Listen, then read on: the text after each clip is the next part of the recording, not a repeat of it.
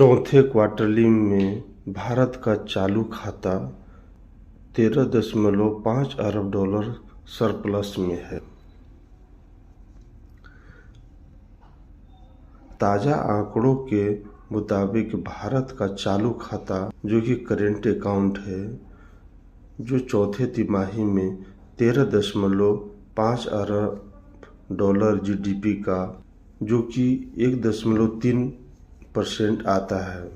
यह पिछले साल के इसी तिमाही में 4.6 अरब जीडीपी का, जो कि 0.5 के तुलना में काफ़ी बेहतर है।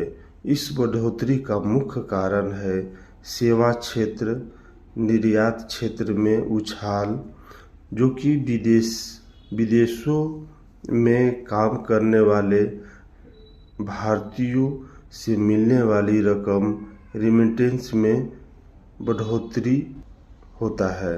हालांकि पूरे वित्त वर्ष में 2024-25 में चालू खाता 23.3 अरब डॉलर है, जो जीडीपी का 0.6% के घाटे में रहा, जो पिछले साल 26 डॉलर, जो कि जीडीपी का 0.7 से थोड़ा कम है।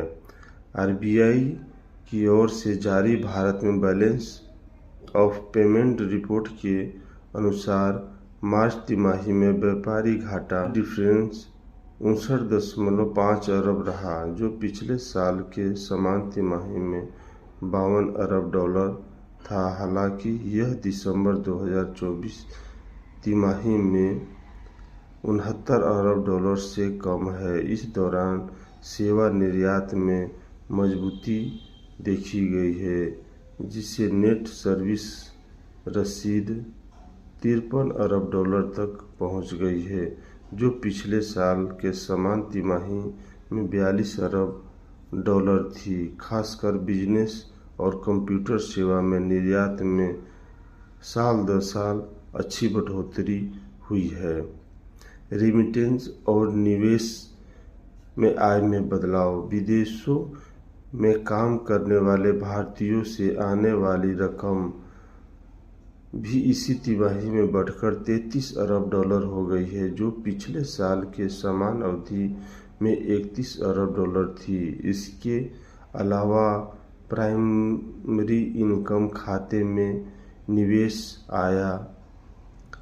आय के भुगतान के रूप में होने वाला नेट खर्च भी घटकर 11.9 अरब डॉलर रहा, जो पिछले साल 14 अरब डॉलर था।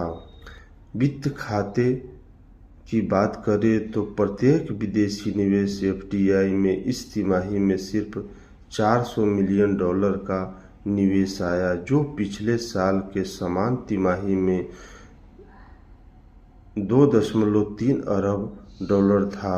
दूसरा और पोर्टफोलियो निवेश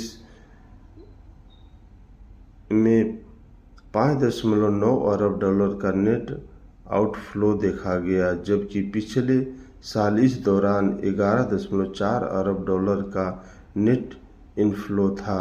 विदेशी मुद्रा भंडार में इस तिमाही में 8.8 अरब डॉलर का बढ़ोतरी हुई, जो पिछले साल के समान तिमाही में 3.8 अरब डॉलर